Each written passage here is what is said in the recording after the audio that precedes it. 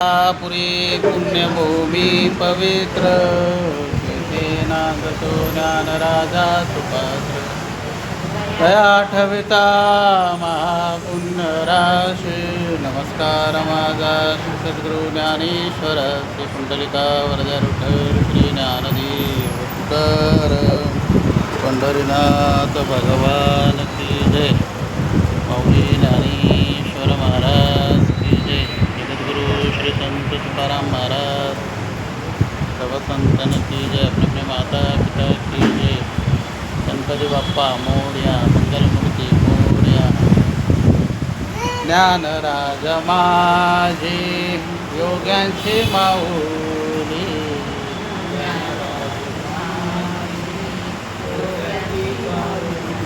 जेने निगमवल्ले प्रगट केली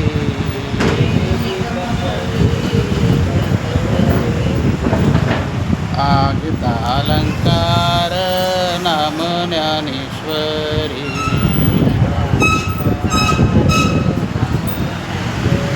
ब्रह्मानंद लहरे प्रगट केली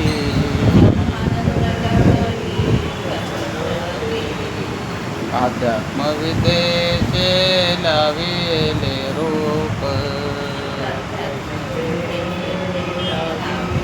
चैतन्याचा दीप उजळीला छप्पन्न भाषेचा केला से गौरव भवार्णवी नाव उभारली रवनाचे मीसे बैसावे होनी साम्राज्य भुवनी सुखी नांदे नामा मने ग्रंथ श्रेष्ठ ज्ञानदेवी एकतरी ओवे अनुभवागी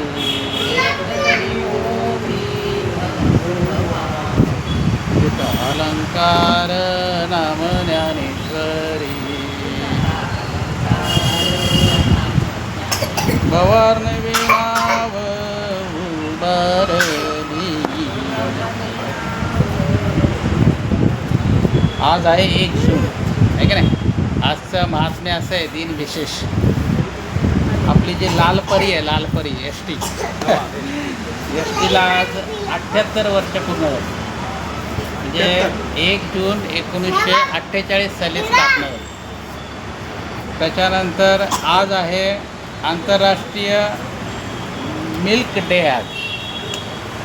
त्याच्यानंतर माजी राष्ट्रपती नीलम संजीव रेड्डी यांचं निधन झालं आज. आणि आजच 1959 साली ऑल इंडिया रेडिओ सुरू झाला. असा दिन विशेष आहे. आणि आजचा श्लोक आहे 3रा अध्यायामधील 29वा श्लोक आणि ओव्या 2 आहेत 184 आणि 185. आता हा श्लोक मी म्हणतो माझ्या मागे आपण म्हणायचं. प्रकृतेर गुण समुडा प्रकृतेर गुण समुडा सज्जनते गुण कर्मसु सज्जनते गुण कर्मसु तान कृत स्नविदो मंदान तान कृत संविदो मंदान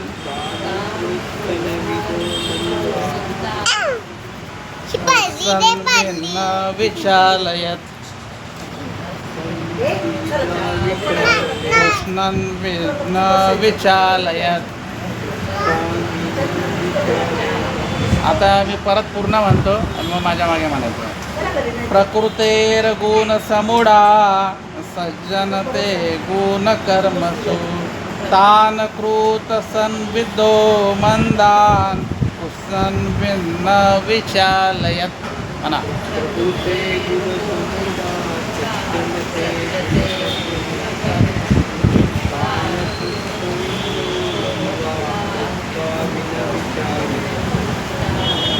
या श्लोकामध्ये भगवंत ज्ञानी पुरुषांना सांगतायत की अज्ञानी पुरुषांचे जे कर्म करतात त्यांना त्यांची बुद्धी भ्रमात नाही करायची. म्हणजे ते कर्म जे कसे करतायत ना तसे त्यांना करू द्यायचे. म्हणजे त्यांचं कर्म कसं असतं अज्ञानी माणसाचं, सकाम, म्हणजे काहीतरी इच्छा मनामध्ये असते आणि माझ्या मनामध्ये इच्छा करून ते काय करतात, कर्म करतात. मग त्यांना सुरुवातीलाच निष्काम कर्म करा म्हणून सांगायचं नाही. ते जसे कर्म करतील त्या पद्धतीने त्यांना करून द्यायचं आहे. तर भगवंत काय म्हणतात बघा, प्रकृतेर गुण समुडा. म्हणजे हे जे मोहित झालेले माणसं असतात अज्ञानी, ते प्रकृतीच्या गुणाने मोहित होतात. प्रकृतीचे 3 गुण आहेत, सत, रज आणि तम. या गुणाने अज्ञानी लोक काय करतात, मोहित होतात. आणि काय होतं, सज्जनते गुण कर्मसु, गुणाच्या कर्मामध्ये आसक्त होतात. अशी जे अज्ञानी माणसं आहेत, तान कृत स्नविदो मंदान, ते अज्ञानी आहेत, मंद बुद्धीचे, मूढ म्हणजे मंद बुद्धीचे. ते अज्ञानी आहेत, परंतु ते कसे काही कर्म करना, पण त्यांना करून द्यायचं आहे. तर इथे दुसरा एक शब्द आहे भगवंतांनी वापरला आहे, कृष्णविन्न, म्हणजे ज्ञानी मनुष्य. विचालयत, ज्ञानी पुरुषांनी त्यांना विचलित नाही करायचं. ते जे करतायत ना कर्म, करू द्यायचं. आशयाचा आशय आहे. म्हणजे बघा, कर्मबंधनामध्ये तुम्हाला जर का सापडायचं नसेल तर तुम्हाला आसक्ती नाही ठेवायची. आसक्ती ठेवली की तुम्ही कर्माच्या बंधनामध्ये काय अडकले जाणार. आणि भगवंत गीता काय सांगते, कर्म करा पण ते निष्काम पद्धतीने करा. परंतु गीता जरी असे सांगितले असेल पण गीतेची इच्छा अशी आहे की सकाम करा अगोदर आणि मग निष्काम करा. एखादं कर्म आपण भरपूर वेळा केलं की मग काय होतं, माणूस मग असं वाटतं त्याला की नाही, आता आपण काहीतरी समाजासाठी केलं पाहिजे आपण, अशी त्याची भावना होते. हे काय होते, कारण सकाम करून करून काय होतं, त्याला सर्व फळ मिळत असतं. भगवंत कसं आहे, तुम्ही कर्म केलं ना तर तुमचं काही ठेवत नाही, तुम्हाला फळ देऊन मोकळा होतो. देवाचं असं आहे, देव कोणाचंही काही ठेवत नाही, ऋण तो कोणाचंच ठेवत नाही. त्याच्यामुळे आपण जर का काही इच्छा ठेवून आपली साधना केली तर ती वाईट नाही आहे, परंतु त्यामुळे काय होतं, व्यवहार होतो. आणि एकदा व्यवहार झाला का मग काय होतं, प्रेम जे आहे ते राहत नाही. तू भक्त, तू देव मी भक्त ऐसे करी, तू कोवर आहे असं म्हणतात की तू देव राहायला पाहिजे आणि मी भक्त राहिलं पाहिजे. अभेद म्हणजे भेद पाहिजे, अभेद नको. पण खरे आपल्याला अभेदाकडे जायचं आहे. आपल्याला परमेश्वरामध्ये काय करायचं आहे, मिसळायचं आहे. बघा, एखादा मिठाचा खडा आहे, तो वेगळा झाला तर काय होतो, संकुचित होतो. मग तो ना पाट्याखाली रगडला जातो.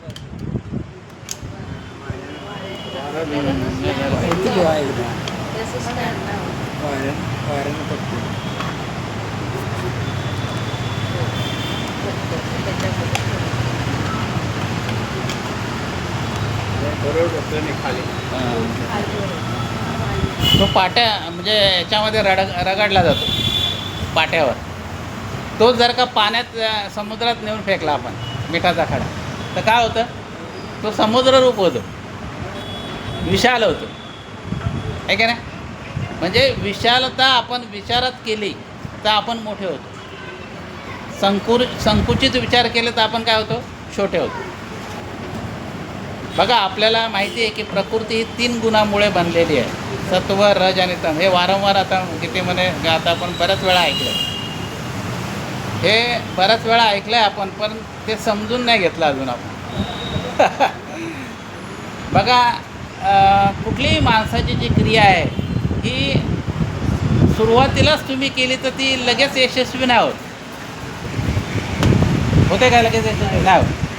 बघा मूल झालं होतं, नंतर ते 2-3 महिने झाले का ते थोडं पालतं पडतं, आणि मग 6 महिने झाले तर थोडं जरा बसतं, असं रेंगायला लागतं.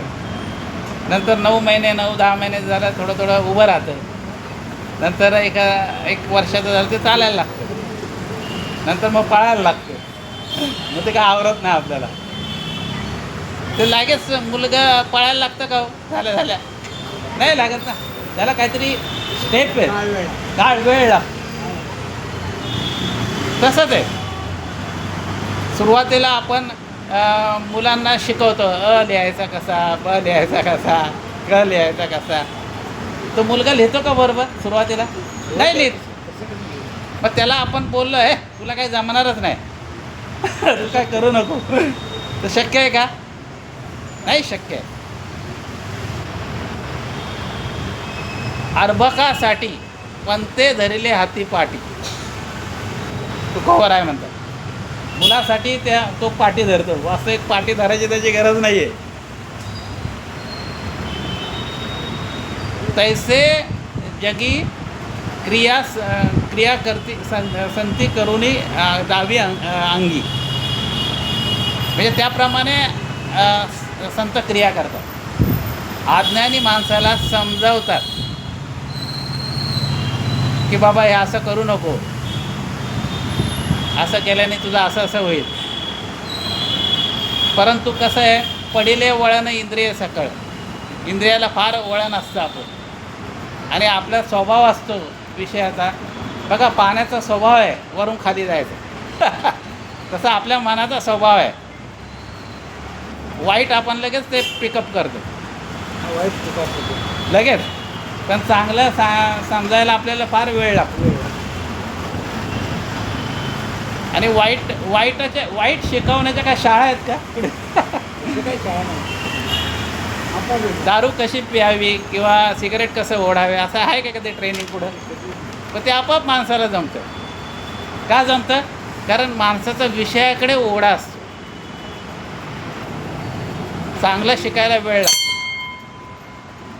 भगवंत काय म्हणतात ज्ञानी माणसाला की तुम्ही सबुरी धरायची अज्ञानी लोकांबाबत, आणि लगेच त्यांच्याकडे अपेक्षा नाही करायची की तुम्ही निष्काम कर्म करा म्हणून.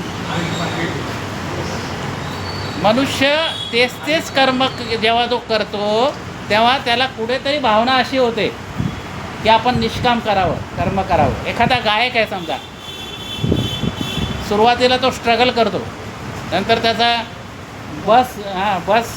बसतो समाजामध्ये, मोठा गायक होतो, नंतर तो गुरुकुल काढतो, भरपूर पैसे कमवतो त्याच्यात. पण शेवटी त्याला नंतर असं वाटतं यायला आता बस झाला, तर काहीतरी समाजाची विनामूल्य सेवा करावी. मग तो काय करतो, गरीब मुलांना पण तो जवळ करतो. तो सुरुवातीलाच जवळ करतो का स्ट्रगलिंगच्या कामामध्ये? अहो जिथे आपलंच पोट नाही भरत ते आपण दुसऱ्याला काय देणार आहे? मग गीता असे सांगते पहिल्यांदा तुमचं पोट भरा आणि मग तुम्ही समाजाचा विचार. असं गीतेचं म्हणणं आहे. निष्काम असं केलं का?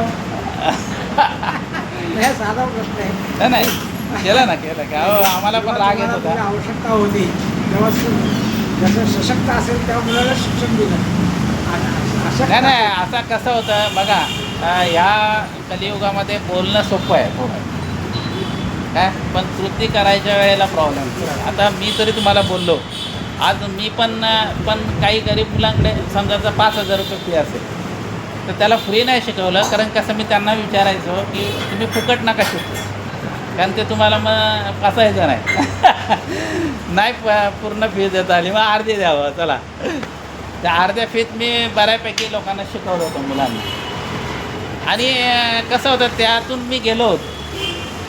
त्याच्यामुळे आणि मी जे व्यवसाय केला होता त्याचा माझा मोटोच असा होता, म्हणजे पैसे कमवणं हा माझा हे नव्हता पहिले सुरुवातीपासूनच. परंतु पोट भरायचं आपलं स्वतःचं एवढं बाकी होतं त्याच्यामुळे. पण एन ना केन कसं तरी आला, म्हणजे तो त्याला काहीतरी सांगून लुबडायचं वगैरे असं मी पहिल्यापासून केलं नाही. तर अशा पद्धतीने भगवंत ज्ञानी माणसाला सांगतात की अज्ञानी माणसाला विचलित नाही करायचं. तो करतोय ना, करू द्यायचं. तो आज नाही बरोबर कर्म केलं त्यांनी, पण उद्या करेल. उद्या नाही केलं परवा करेल. परंतु कर्मच नाही केलं त्यांनी तर का होईल? मग नाश होईल. मग त्याची जबाबदारी ज्ञानीपुरुषावर येणार. म्हणजे ज्ञानीपुरुष काही पण सांगतात बुवा. आता मी आजच आलं, मला आजच सांगतात निष्काम कर्म करायचं. गीता निष्काम कर्म करण्याचा पुरस्कार करते, पण सुरुवातीला नाही करत. गीता काय म्हणते? नाही, त्याला सकाम करू द्या. सकाम केल्याशिवाय तो निष्कामपर्यंत पोहोचणार नाही. आणि काहीच नाही केलं तर त्याला काय कळणार आहे हो कर्म म्हणजे काय? अशा पद्धतीने या श्लोकाचा म्हणजे भगवंत म्हणतात. आता ज्ञानोबा आहे का म्हणतात बघू आपण. 184 क्रमांकाची ओळी बघा. मिळाली का पुरस्कार तुम्हाला? मिळाली का? 184 मिळाली. हां 62 पान नंबर आणि 182 184 क्रमांकाची ओळी. 29 नंबर का श्लोक आहे. एत करणी तोचे लिंपे जो गुण संभ्रवे घेपे प्रकृतेचे नि आटोपे वर्ततु असे.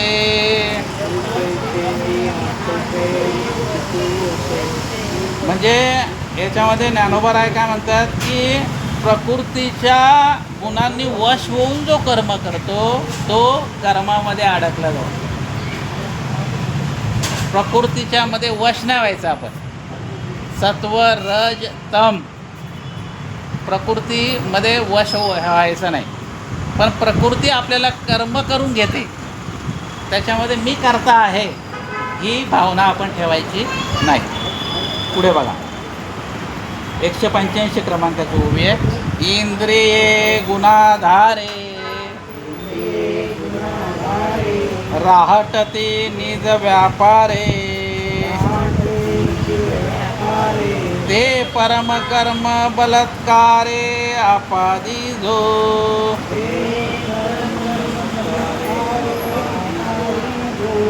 इंद्रिय आपापल्या प्रमाणे गुणाप्रमाणे काय करतात? व्यवहार करत असतात. आणि गुणांनी केलेल्या कर्माचा कर्तेपण अज्ञानी लोक काय करतात? बळजबरीने बलात्काराने आपल्यावर घेतात. मी हे केलं, मी ते केलं असं म्हणतो आपण. बघा उन्हाळा आला की आपण गरम कपडे घालतो का? गरम कपडे नाही घालत आपण कॉटनचे सुती पातळ कपडे घालतो. हां, रात्री झोपताना काय ब्लँकेट आपण अंगावर घेत, हे एवढं गरमच होतं एवढं. म्हणजे सगळ्या कृती कशावर आहेत? प्रकृतीवर आहेत, निसर्गावर अवलंबून आहे. आपल्या सगळी कृती ही निसर्गावर अवलंबून आहे. आपली मुलं बघा लहानची मोठी होतात, मग तुम्ही शाळेत टाकता म्हणजे त्याचं वय झाल्यावर तुम्हाला करावंच लागेल ना ती कृती. तुम्ही घरी ठेवणार का त्यांना? नाही. थोडे मोठे झाले, मग 10वी पास झाले, मग तुम्ही कॉलेजला पाठवणार. मग तुम्ही काय केलं ते बघा, प्रकृतीच तुम्हाला सांगते आता यांना कॉलेजला पाठवा. नंतर शिकल्यानंतर मग तो नोकरीला आला, मग प्रकृती तुम्हाला सांगते यांचं आता लग्न करावं.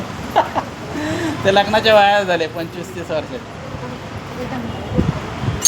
मग इथे आपण करतोय कसला अभिमान आला का अभिमान? काहीच चान्स नाही. आणि 18व्या अध्यायामध्ये आपण एक श्लोक बघितला. कुठलंही कर्म करताना आपण फक्त एक पंचमांश आहोत, नाम मात्र. 5 गोष्टी असतात कुठलंही कर्म व्हायला. त्यातला आपण फक्त करता एकच आहे, 4 गोष्टी बाहेरच्या आहेत. म्हणजे इथे मेजॉरिटी काय आहे, बाहेरची आहे. मग याच्यात आपण घ्यावतं का मीपणा?